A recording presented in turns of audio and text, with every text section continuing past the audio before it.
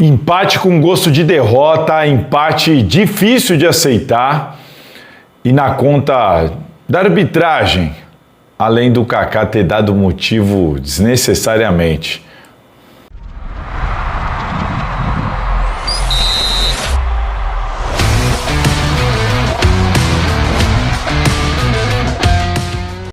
Fala pessoal, todo mundo vivão por aí? Difícil, né? Difícil porque olha, para o corintiano dormir nessa quarta-feira, depois do que nós assistimos no Beira-Rio, aliás, o Beira-Rio com um público de 10 mil pessoas, pagantes, né? 10 mil pagantes. Que coisa patética, né? Meu Deus, 10 mil pagantes é algo assim, não sei se eu tô completamente fora da realidade com o Corinthians, mas 10 mil pagantes é duro. De qualquer maneira, mais uma vez o Corinthians deixa uma vitória escapar, mais uma vez o Corinthians joga bem, mais uma vez o adversário não consegue pressionar o Corinthians praticamente na totalidade do jogo. Corinthians com o jogo controlado, né? Não sobrou na partida, mas com o jogo controlado e não fica com a vitória. Olha só que interessante. O Corinthians, se tivesse confirmado a vitória, ele chegaria à sexta vitória num recorte dos últimos 10 jogos como visitante. Isso não é pouca coisa. O Corinthians tem 3 derrotas nos últimos 10 jogos como visitante.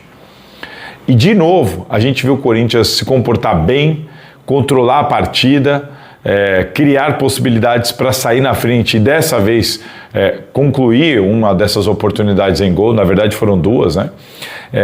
Então a gente tem percebido, e eu tenho elogiado bastante o trabalho do Dorival Júnior por causa disso, porque é o que eu sempre falo aqui, não adianta você, torcedor, tem um pênalti aos 52 minutos, pênalti, gol do Inter, demite o Dorival, o Hugo pega a bola, deixa o Dorival. Não dá pra gente agir assim, não dá mais para ser assim.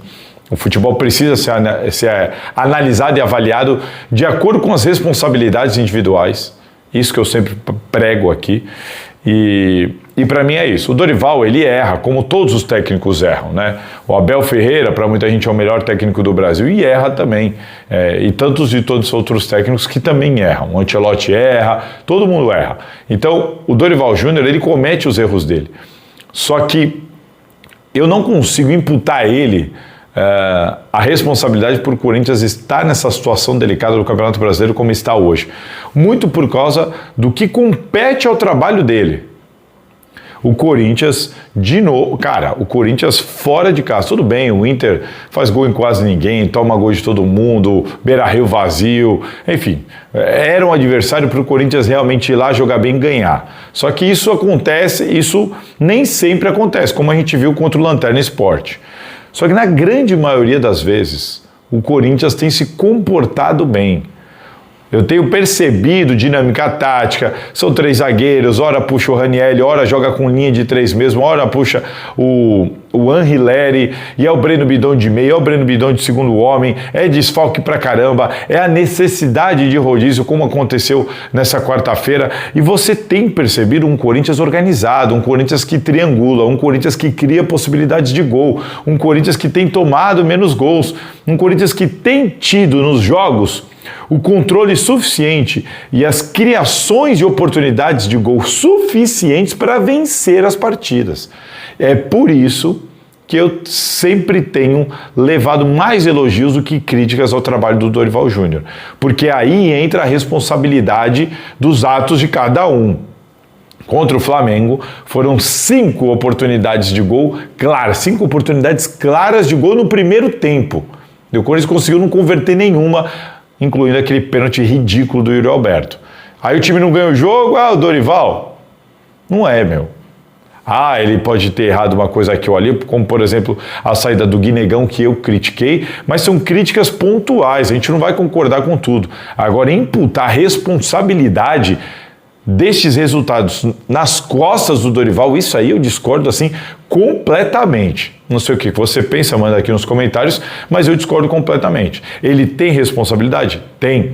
Daí para jogar a culpa nele, ou até para os mais exagerados, histéricos, pedir a demissão dele, aí para mim beira loucura. Na minha opinião, você pode concordar ou discordar, mas para mim beira loucura.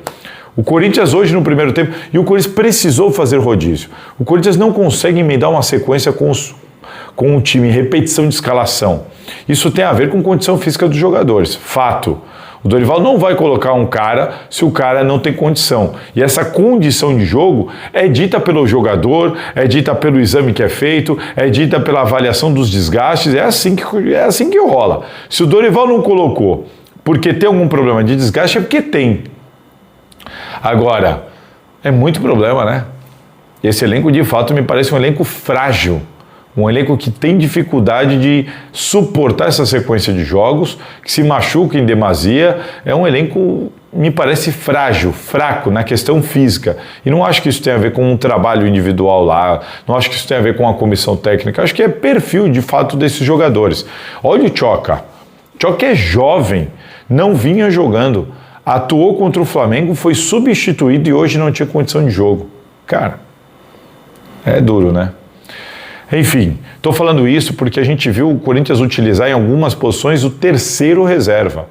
O Hugo é o terceiro reserva da lateral. O Rian, eu nem sei, se você pegar os 4 no meio campo, o Rian, ele entra onde? Ele é o 5º, 6º, 7º, 8º cara para essa posição. De volante, então, você tem o Ranieri, você tem o Martins, você tem o Maicon, você tem o Charles, e aí talvez você tenha o Rian, né, se eu não estiver esquecendo de alguém. O Breno Bidon, que em tese é o segundo homem de meio campo. Então, assim, e utilizando o elenco, o terceiro reserva de algumas posições, a gente vê o Corinthians organizado, sem sofrer no primeiro tempo, controlado, seguro atrás, criando possibilidades de gol, marcando 2 gols, um deles foi anulado. Então, assim, é aí que eu me apego ao trabalho do treinador. O cara com este elenco, com esses jogadores à disposição para essa partida, faz o Corinthians jogar assim. Tudo bem, o Inter é frágil, mas na rodada passada foi o Flamengo. E o primeiro tempo o Corinthians deitou e rolou para cima do Flamengo. Ah, mas o jogo tem os 2 tempos. Ok, mas você poderia ter construído uma vantagem e jogado de maneira mais confortável no segundo tempo. Porque claramente as coisas vão ficar mais difíceis, porque a gente está falando também do outro extremo, né? O melhor elenco da América Latina. Só que tem sido assim com frequência. Como o Corinthians, por exemplo, na Copa do Brasil, se comportou contra o Palmeiras nos 2 jogos. Então, o trabalho do Dorival para mim é muito bom. O que não tem sido muito bom são as decisões de vários jogadores do Corinthians, como a decisão do Yuri Alberto de bater aquele pênalti, como a decisão do Kaká de agarrar a camisa do cara, como outras e outras tantas decisões que a gente tem acompanhado nesse Campeonato Brasileiro, além da arbitragem que eu já vou falar. Mas o grande problema contra o Internacional hoje foi o comportamento individual de alguns atletas. O que eu questiono do Dorival Júnior são 2 trocas, uma que aconteceu e uma que não aconteceu. Por exemplo, hoje, quando ele fez as substituições, ele trocou 6 por meia dúzia, no meu entendimento, para dar gás e manter o time bem, fisicamente, na partida com resultado magro. Então ele coloca o Martins no lugar do Ranieri, ele coloca o André no lugar do Breno Bidon, que aliás saiu no intervalo, muito provavelmente por causa do desgaste do jogo passado, e daqui a 2 dias e meio o Corinthians entra em campo de novo e vai precisar do Breno Bidon, porque o Garro não vai poder jogar mais uma vez. Então, você tem o Matheus Bidu no lugar do Hugo. Então, assim, as substituições, tudo bem, tudo dentro de uma normalidade pelo que você pensa de jogador e pelo que você entende também da sequência do campeonato, como é o caso do Breno Bidon. Agora, o Guinegão pelo Romero. Cara, o Guinegão de novo. De novo. O menino tem 18 anos, cumpriu suspensão contra o Sport. Cara, saiu aos 23 contra o Flamengo e hoje de novo. Eu não tiraria o Guinegão mais uma vez, que marcou gol hoje e só não marcou contra o Flamengo porque o Yuri não deu aquela bola para ele. O menino tem estrela, é bom de bola, tem personalidade. E parem de falar que o Guinegão é trombador e que não sei o que. Ele tromba, ele briga, ele é aguerrido, mas ele é bom de bola. Ele retém bola, ele sustenta a marcação, ele gira, ele pisa, puxa, abre, triangula, passa bem, participa do jogo, aparece na área para finalizar. Como é bom jogador. Além dele, Breno Bidon. De novo, um primeiro tempo, para mim, melhor em campo disparado. Aliás, a bola pro gol do Guinegão, né? Começa com a participação também do Breno Bidon. E uma coisa interessante, o Corinthians gira, né? Se eu não estiver enganado, o Ranieri para Anrileri vira tudo, Mateuzinho, mais uma assistência do Mateuzinho e gol do Guinegão. E tem também o passe do Breno Bidon para o gol do Hugo, que acabou sendo invalidado. Então, assim, olha os passes que o Breno Bidon deixou os jogadores do Corinthians na cara do gol contra o Flamengo e contra o Internacional. Gols que não vão computar, né, como assistência para ele, porque esse foi anulado e os outros foram desperdiçados contra o Flamengo. Então é um jogador de uma visão diferente, de uma rotatividade diferente, de um trabalho técnico diferente apurado nesse meio campo do Corinthians, seja como segundo homem, como eu gosto de ver ele vindo de trás, de frente, ou agora até um pouquinho mais avançado como meio armador. Como é bom de bola Breno Bidon, e tem colocado os caras na cara do gol, mas o Corinthians não tem aproveitado. Então, assim, eu queria fazer esses dois destaques positivos, e a minha crítica ao Dorival, eu falei que são duas. Tirar o Guinegão de novo e não tirar o Kaká. Porque o Kaká, claramente, durante o jogo, a gente percebeu o Kaká, ele até afastou bastante bola de cabeça, o mérito dele foi jogada aérea, ele conseguiu afastar bastante bola de cabeça, mas ele era um jogador temeroso. É um jogador que traz perigo, que te deixa com o pé atrás. Tomou amarelo muito cedo, eu até achei que ele ia ser expulso em dado momento do jogo. Então é um jogador de risco. O Dorival deveria ter tido a percepção, o sentimento, feeling de tirar o Kaká. Tá? Outro jogador poderia ter feito uma besteira, poderia.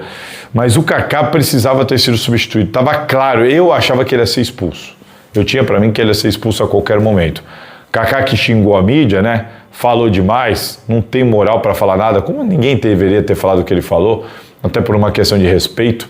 Ele nem tinha motivo para falar o que ele falou, mas é daqueles jogadores que aparecem mais porque fala do que pelo que joga. O Kaká fez o pênalti? Não fez o pênalti. Eu não acredito que ele fez o pênalti. Mas ele deu motivo. Eu não tenho nenhuma dúvida que vários árbitros no Brasil dariam esse pênalti. Ele tem que entender onde ele está jogando.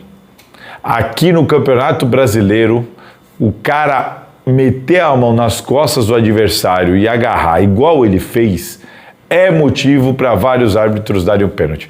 Eu não concordo, eu não daria, para mim não tem um pênalti, para mim a arbitragem errou.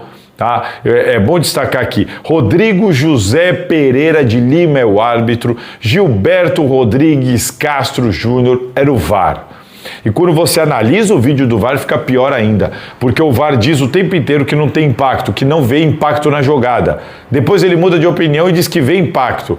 O árbitro no campo fala que para ele não foi absolutamente nada. Ele vai pro vídeo, fica na dúvida, chama o bandeira, discute. Aí ele diz que tem impacto, mas pergunta, vocês concordam comigo? Aí vai pro VAR, não, concordo, por isso que eu te chamei, o cara que ficou 90% do tempo analisando, achando que não tinha impacto. Aí em algum lance em câmera lenta, uma câmera, eu acho que tem, chama o árbitro. Então assim, não há convicção de ninguém. O que há é uma busca. Esse é o famoso pelo em ovo. Cara, eles querem pegar algum detalhe para... Opa! Com isso aqui, dá para justificar um pênalti. Cara, pelo amor de Deus, mano. O Kaká foi irresponsável, foi burro, essa que é a verdade, porque ele deu motivo para essa arbitragem ridícula que nós temos no Campeonato Brasileiro marcar esse pênalti. Vários árbitros, eu vi o PC Oliveira agora no GE aqui, dizendo que para ele foi pênalti, que para ele tem puxão, mas o Simon falou a mesma coisa, mas onde que tem puxão? Você segurar é uma coisa, você puxar é outra coisa. O Kaká não puxa, o cara tá jogando o corpo para trás, o Kaká começa a se direcionar a bola para a lateral, ele não faz o movimento como eles chamam de gatilho, que você, o cotovelo dele vindo para trás, ele põe a mão nas costas do jogador, aperta ali a camisa de fato, e o cara começa a vir para trás, ele larga e vai para o lado, ele não faz o puxão, não tem o puxão, a camisa não estica para trás. Ele comete o grave erro de dar o motivo para esses caras fazerem o que eles fizeram, porque ele põe a mão nas costas e ele amassa a camisa, ele agarra a camisa do cara e solta. Ele agarra e solta. Ele agarra, quando o cara vai, ele solta. Ele não puxa. Ridículo, ridículo. O jogador já vem caindo, não é pênalti, não foi pênalti. Só que o Kaká deu motivo para o Rodrigo José Pereira de Lima mudar de ideia, para o Gilberto Rodrigues Castro Júnior mudarem de ideia depois de 4 minutos e 30 de análise. Se você ficou 4 minutos e meio analisando um lance por 8, 10 câmeras, em câmera lenta, e só depois disso tudo, sem convicção, debatendo em roda, você chega a uma conclusão de que talvez seja pênalti, é porque não foi, cara. Se você demorou 4 minutos e meio analisando desse jeito, em câmera lenta por várias câmeras, é porque não foi então, né, meu? É porque você está procurando pelo em ovo. Não foi pênalti. E o Kaká foi burro. O resumo do lance é esse. E o Hugo, cara, meu Deus do céu, pênalti meia altura, o Hugo chega na bola, ele até passa da bola, achei que ele ia defender aquele pênalti, mas enfim.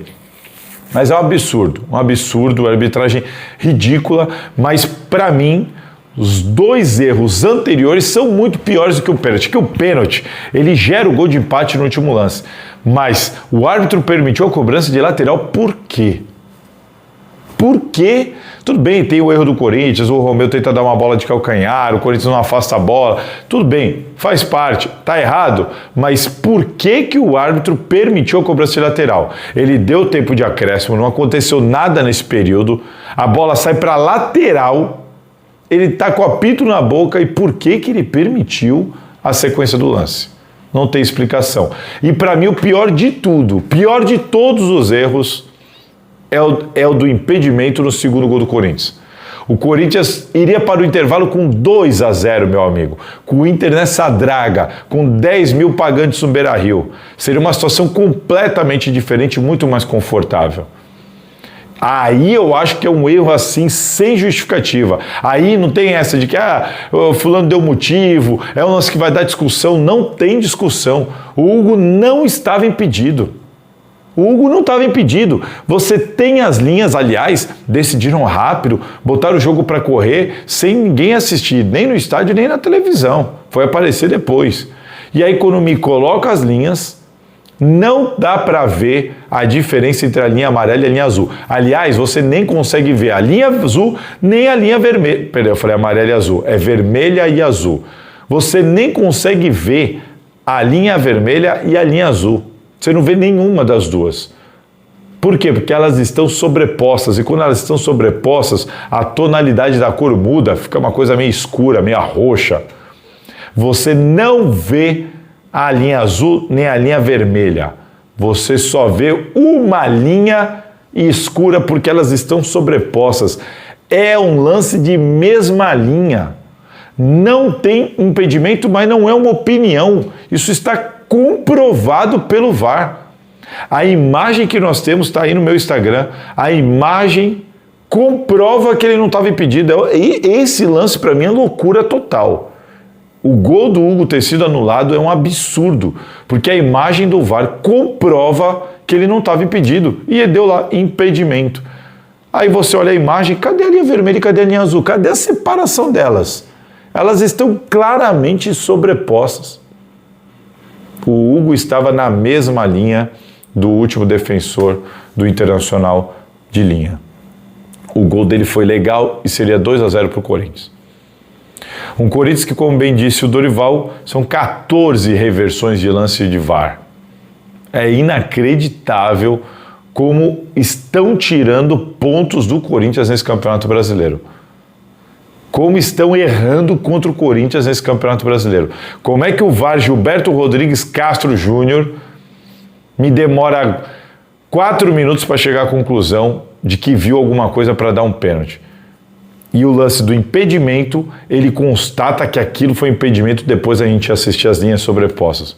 Como é que pode? Hoje, tiraram a vitória do Corinthians no Beira-Rio no apito. E o Kaká é burro pra caramba.